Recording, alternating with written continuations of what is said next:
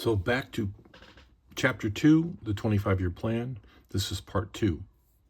With cash in hand, the new partners to work with, every time a nuclear weapon or component came up for sale, it was bought or hidden by the cabal. By 2045, they had a plan, nearly 200 nuclear weapons, and a dedicated trained army of zealots willing to die for the holy war. The cabal had grown over the years to include 5 countries: Indonesia, Afghanistan, Iran, Syria, and Yemen. They collectively figured out the last and most important part of the plan: a way to deliver the weapons across the world quickly and quietly. Cargo containers and shipping lanes. The whole world ran on the ocean in 2045, moving the global supply chain through overworked ports and packed canals. Most ports and waterways were either understaffed, underpaid, or both, and it seemed everyone, inspectors, ship pilots, harbor masters, and captains, all wanted to be bought. Cargo containers were large enough to hide anything and easy enough to line with lead and layers of mylar insulation to block radio waves, radioactive contents from detection. The containers also varied greatly in size, allowing smaller ships to carry them in shallow water or even let trucks move them inland. Put 1 or 1,000 of them on a container ship, and a friendly harbor master could lose track of it all for a price. Moving at a snail's pace, the cabals pressed forward and put a nuke in every port with the Jewish population. All 5 members were dedicated to the fall of Israel, and their Islamic faithful still chanted death to America at every rally and every prayer meeting. The cabal had an army ready and willing to fight by 2045, but they held back and waited for the end of Ramadan, June 19th, 2050. It was supposed to be a worldwide day of Muslim prayer and reflection, and with the West guard down, as the rest of the world focused on solving sterility, they'd strike. The celebration of peace would be shattered by nuclear weapons and forever linked to the end of the world.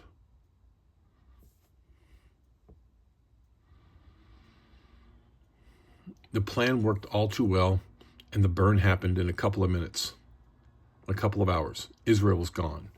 The missing, hang on, let me get rid of that. There it is, sorry. The plan worked all too well, and the burn happened in a couple of hours. Israel was gone. The missing Tsar bomb was real, and it and 23 other nukes went off at noon local time in and around Israel's major cities, ending a country and a people almost entirely in a few seconds. No one could set foot on its radioactive ground for 500 years. Most capitals of Europe with deep water ports were attacked with 2 or more weapons. Russia was hit the hardest with a dozen or more nukes because of its large Jewish population and its ongoing decades-long fight with Chechnya, a majority Muslim country with a nasty terrorist streak. 11 years later, when the nuclear winter ended, there were only 50,000 souls in the whole of the country.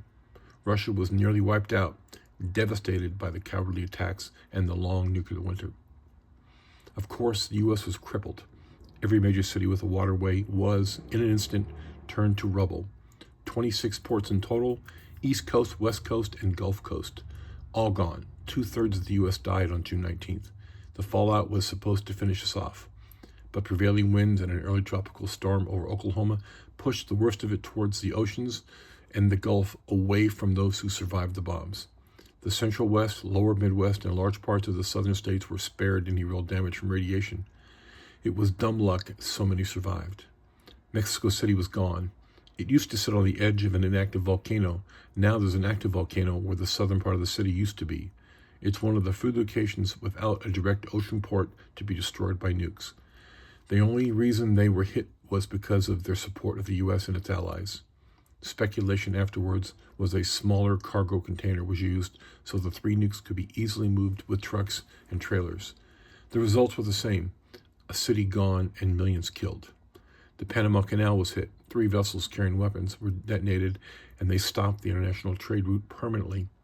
Now the detour around the tip of South America would add 30 to 90 days to all trips, possibly forever. In East Asia, it was just as bad. Seoul was destroyed and invaded, all in the same week. North Korea took and held the city, but they either didn't know about radiation or their leaders didn't care. The invading troops all died horrible deaths trying to hold a poisoned piece of land for a greedy leader who didn't deserve their loyalty. Singapore lost 3 of its major port cities. China was hit in Hong Kong, Guizhou, and Shanghai, all gone. Most of eastern Russia, Mongolia, and northern China survived untouched, but would ultimately starve or kill each other off during the long winter. Japan was spared by a combination of luck and bureaucratic stumbling. Their ports were closed because of an outbreak of SARS. The government was working to establish quarantine zones and was 3 weeks behind schedule. As the tankers carrying the bombs arrived, they couldn't get within 10 miles of the port of Nagasaki. When the weapons on them detonated, the explosion killed 10 members of the Japanese Coast Guard and destroyed a few other ships and crews waiting to enter the port. Bureaucracy and red tape saved Nagasaki from being wiped out for a second time in just over 100 years. Japan was spared the nuclear holocaust, but as a whole fared no better than the rest of the world during the long winter. As a people, they starved without sunlight to grow food, and as the winter dragged on, the fish mostly died off or receded into deeper waters of the ocean, leaving 350 million Japanese without food for the foreseeable future. Reports of mass starvation were common on the radio, and now there are few, if any, broadcasts from there. No one yet knows the fate of the Japanese people. In India, Karachi and Mumbai were devastated and uninhabitable after the explosions. The world has had no contact with India or Pakistan since the bombs. With no satellites and fewer working airplanes, we don't know if they finally did blow each other up. In the southern part of Africa, only Cape Town was hit, killing the city finally on its mend and growing economically. The rest of Africa was supposedly spared, but no one can check on the continent. After the last broadcast from South Sudan, only the coastal cities and countries were known just as to survive. So many pirate ships were broadcasting from both African coasts, it became impossible to sail anywhere near it. Someday I hope we can send an expedition to reestablish contact. Their ham radio signals were very strong and frequent during the beginning of long winter. But they've slowly faded over the years, and now it seems only to feature pirates trying to lure people to their deaths. All the major waterways and cities of the southern parts of Canada were hit, blasted, poisoned, and dead. The wind blew south, and parts of the upper Midwest USA were struck with fallout, killing millions with poison on the plains of America. The Great Lakes seem to be landlocked now, and no one has time or energy to do anything about it. In South America, only Rio de Janeiro was bombed. It was a small nuke as nukes go, maybe 15 megatons. Less than 1 million died in the blast and the immediate fires afterward. But 4 days later, when the mass suicide bombers enraged the city remaining residents, and the phenomenon known as the Day of Rage killed many of the survivors. Those still left alive were only spared because they were hiding. To make matters worse, most who survived the nukes and the massacres afterwards starved to death during the long winter. When the mass killings were first reported on the ham radio, those who heard it were shocked into silence, fearing the madness and the killings could only spread to their neighborhoods next.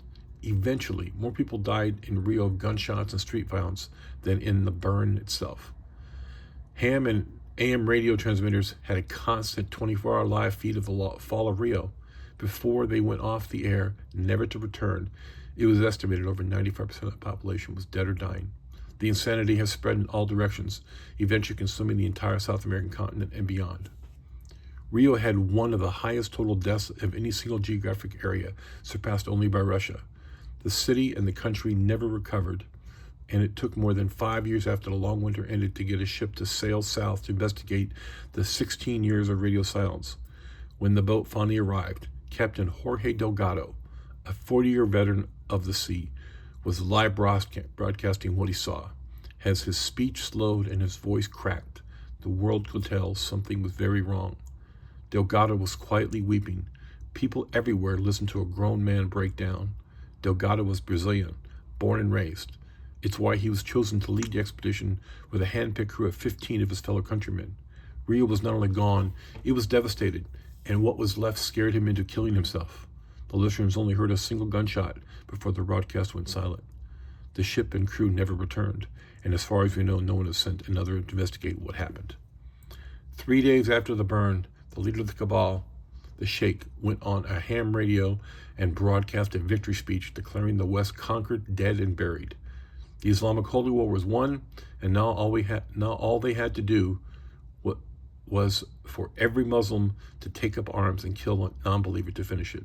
This would be their world, and a paradise was born.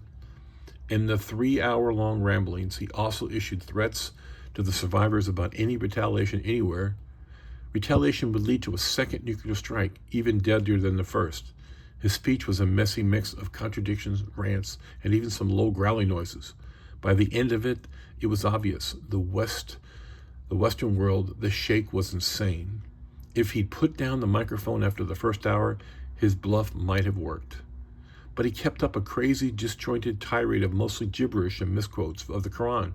He blathered on over and over, clogging the airwaves with anti-Semitic, homophobic, and racist trash. It was so over the top he galvanized the non-Muslim survivors solidly against him. In the end, the Day of Rage was not questioned or criticized for 15 years. After the Sheikh attempted to rally his people to continue the slaughter of innocents, the shell-shocked people who remained turned a blind eye to the mass murder and elimination of the threat he posed. Many of the world's governments and military leaders survived the nuclear attacks, hidden in bunkers by luck, or they were off the beaten path when the nukes detonated. Militaries everywhere began to restore command and control immediately. Much of the hardened communications used in aircraft and command posts could be restored or repaired fast, even after repeated nuclear blasts. The EMP, electromagnetic pulse, produced by the nuke detonations can destroy unprepared and unprotected sensitive electronic gear, both near and far. Most countries were ready for an EMP attack long ago. An EMP is produced when a high-level energy burst happens, like a nuke detonation. Small EMPs happen frequently during lightning strikes, easy enough to fix after the storm has passed. If the equipment is off, unplugged, or the battery is disconnected, most will survive an EMP blast unharmed. The US, NATO, and China and Russia had protocols in place to protect them from an EMP for over 50 years.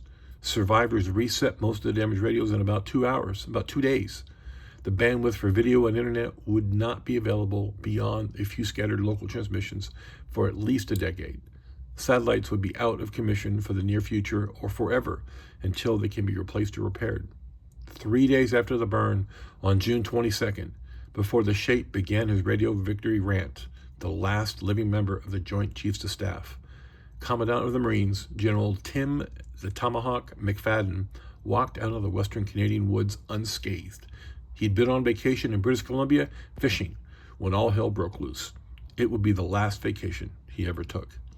McFadden joined the Marines at age 17 to fight the original war on terror and rose through the ranks quickly. After 7 years as an enlisted man, he was selected to attend Officers Candidate School, and a few years later, he was flying F-35 VTOL jets in combat, and he was on the fast track to a command position. McFadden's float plane was damaged by the EMP, and he had no spare parts to repair it. If he'd been in the air when it happened, he might not have survived the crash. He was lucky. He was fishing when it happened. After the first flash, he tried in vain to fix his plane, but quickly realized he had to get back to the world another way. McFadden ran, swam, and hitchhiked his way to the outskirts of Vancouver and found a military convoy bringing aid to the survivors. His quick visual impression was the nukes only hit near waterways and avoided inland strikes for some reason. He wondered if the States fared as well. It took about a second for the officer in charge of the relief convoy to relax and thank the general for not being dead. People were staring at him. Lonely Second Lieutenant George, as the leader here. As a 22-year-old Army ROTC graduate, class of 2049, he was feeling sick and overwhelmed from the responsibility. General McFadden's sudden appearance took a world of worry off Lieutenant George's skinny shoulders. After making radio contact with the remaining command and control of the U.S. military, General McFadden found out he was officially the military's highest-ranking officer and likely the leader of the United States in the short term. Washington, D.C. and the whole East Coast was in flames. Even the deep bunkers under the Capitol would not survive long, with a nuclear firestorm stretching for 20 miles in all directions. The fires burned well beyond the reach of the tunnels and trains used to evacuate government in such an emergency. The remaining military units were notified he was alive. A judge and a Bible were found, and a ham operator was invited to broadcast General McFadden swearing in as the leader of the free world. McFadden knew it was premature, but he also knew someone had to show the world America was stable and functioning government. The new president was pissed off. Nearly 3 days had passed, and no one had done anything to prevent a second strike or retaliate for the first one. A madman was on the radio now, boasting about his total victory over the world, and McFadden was secretly appalled at the lack of action from the surviving global powers. The general held his tongue and used the only available radio with long-range capacity, the ham radio, and he got hold of the staff at Cheyenne Mountain and requested a priority pickup. He used his command codes in his wallet to positively identify himself, and the mountain responded it was fully prepared to send a helicopter and escort aircraft for the president. While in the air, again still on ham radio, but now with an encrypted radio link, he contacted NATO headquarters in Brussels and Pacific Command in Tokyo for full status of forces briefing. McFadden also sent word to Russia and China asking for a coordinated response to the attacks and to see what could be done to start the recovery operations. Hardened facilities, military, commercial, and private all around the world had come back online to find no leadership or direction for the first few days. By the third day, a majority of people knew what had happened, and now the world was listening to a long-winded speech by a radical Islamic leader, the Sheikh. People everywhere were angry and afraid, and most were hunkering down, stockpiling goods, and making repairs, treating the injured, and preparing for whatever came next. Everyone seemed to expect the worst from their neighbors, and they were not wrong. The ace in the hole for the United States were the 21 submarines with intercontinental ballistic missiles deployed globally under the oceans, invisible to detection. After a nuclear strike, the sub-commanders had standing orders to go to their pre-designated firing locations, run silent until contacted, or at such time as the two senior officers are in agreement, a nuclear launch is warranted. Each submarine had a secure safe with orders in it, designated targets to destroy, if a nuclear launch was authorized. Each submarine was more powerful and destructive than every other nuclear power on Earth except Russia and the U.S. The ships had kept their peace for over 80 years since the 1960s. If a country stepped out of line and launched an intercontinental ballistic missile, it would be met with a swift, sudden, and powerful reply. The submarine commanders would wait for orders. It was pre-planned and in place, with no need to ask questions or surface. With a global armistice for the past 14 years as everyone works to cure sterility, much of the U.S. fleet was decommissioned or in dry dock, or docked at their fleet reserve far off both east and west coasts of the U.S. But nearly 24 hidden submarines still remained on watch and ready to protect and defend America's interests worldwide. If only someone had found a way to identify a floating nuke hidden inside a heavily shielded cargo container, we wouldn't be in this position now. No one in 2050 or now in 2080 could believe it was possible to plan a secret nuclear strike for 25 years against the whole of Western civilization and not leak a single word about it. But they kept the secret, and the world burned. McFadden knew all about nuclear submarine protocols. He counted on the chain of command to hold. If it did not, a dozen or so Marines on board each submarine, which make up the majority of the sub's assault team, would ensure nothing happened until proper orders were given. The Marines were his ace in the hole. The two remaining superpowers McFadden contacted possessed strategic bombers and could refuel in the air for a worldwide reach. Known quickly as the Big Three, USA, Russia, and China would have their first and only joint strike mission. Other countries did have air refueling and bombers, but no one else had the massive amounts of support, escort planes, armaments, encoded and hardened electronics needed to fly, protect, and reliably deliver an upcoming retaliation he was planning. Each of the Big Three wanted to prevent another nuclear attack. They were convinced the Sheikh was bluffing about more nuclear strikes. They took their best shot, and we were hurt badly, but we were not out for the count. They believed the Sheikh was now only a blowhard with a few suicide bombers left to back up his rhetoric. But each of them individually did not want to risk people against such a bold bluff. If the Sheikh had nukes in reserve, he'd destroy anyone who stood against him. With an estimated 2.5 billion dead, it was going to bankrupt all of them to recover. Another nuclear attack would end any hope of returning to normal. Equally important, each of the Big Three had top-notch intelligence operations around the world. McFadden didn't care whose sovereignty was impinged on. He needed fresh intel to know what to do and where to hit.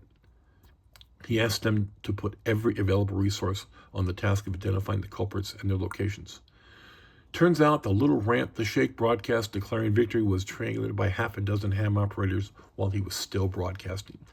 The ham operators were renowned for their ability to fix anything, and all of them had spare parts by the crate load to help them quickly recover from an EMP.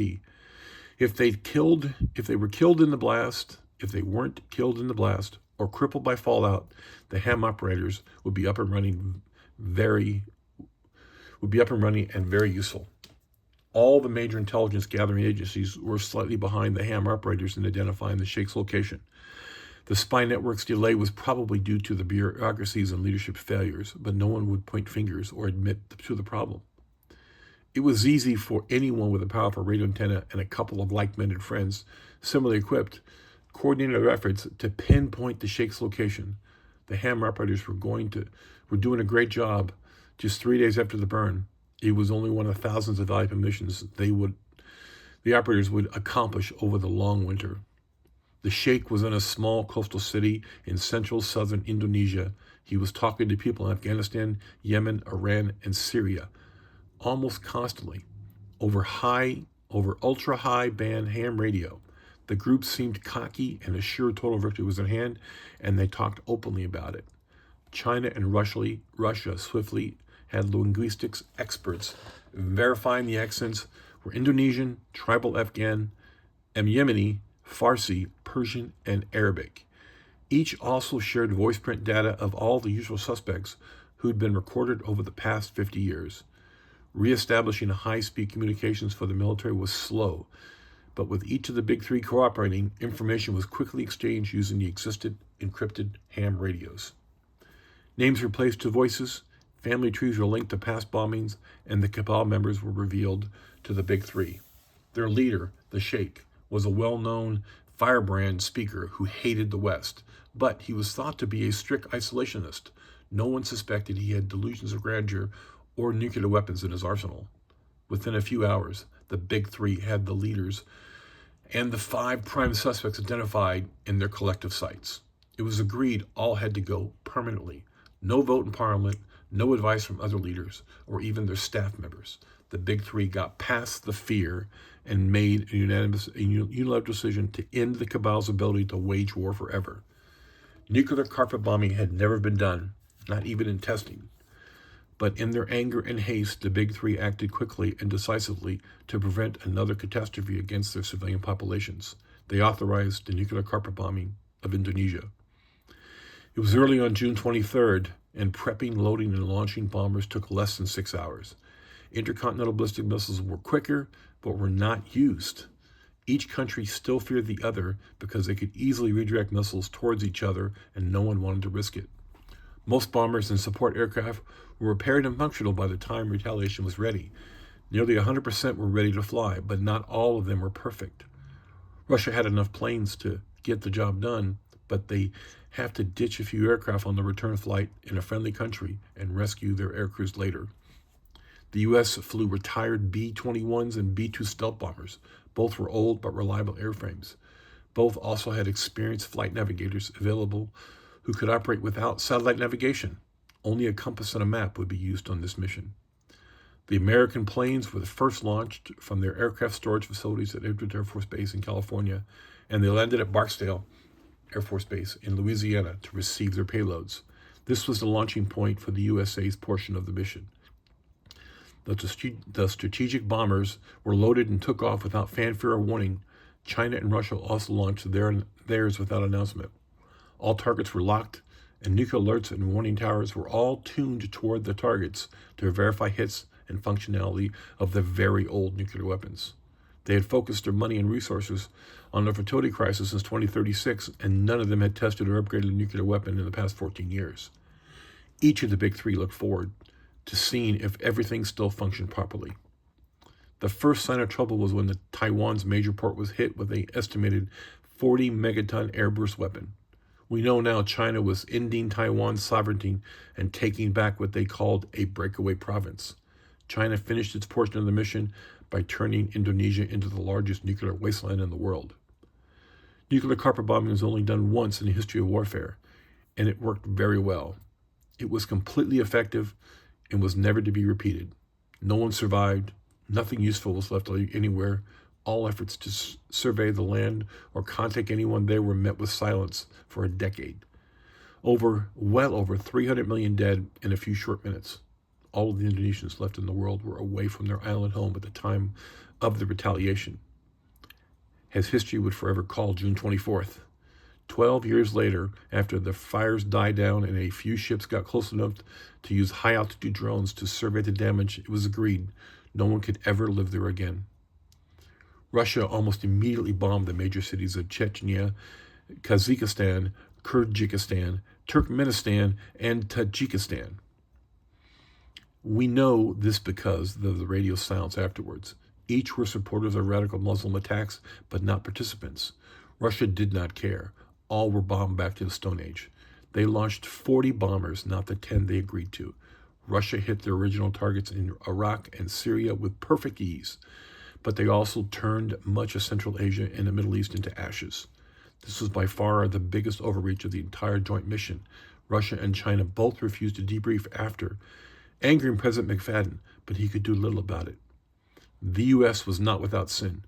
McFadden gave his pilots secondary targets to hit if they had time and fuel allowed. Each of the 4 U.S. bombers had 2 extra nuclear weapons aboard, so any additional strikes could be completed during the mission. The U.S. planes obliterated the capitals of Afghanistan and Yemen as planned, but they also hit major cities in Lebanon and Libya on the long way home. These countries were longtime sponsors of terrorism, and President McFadden thought they needed to go to ensure lasting peace in the region. At the time, no one blinked an eye at the mass casualty inflicted with no discussion or outside input. It was done without comment and not addressed until after the long winter was over.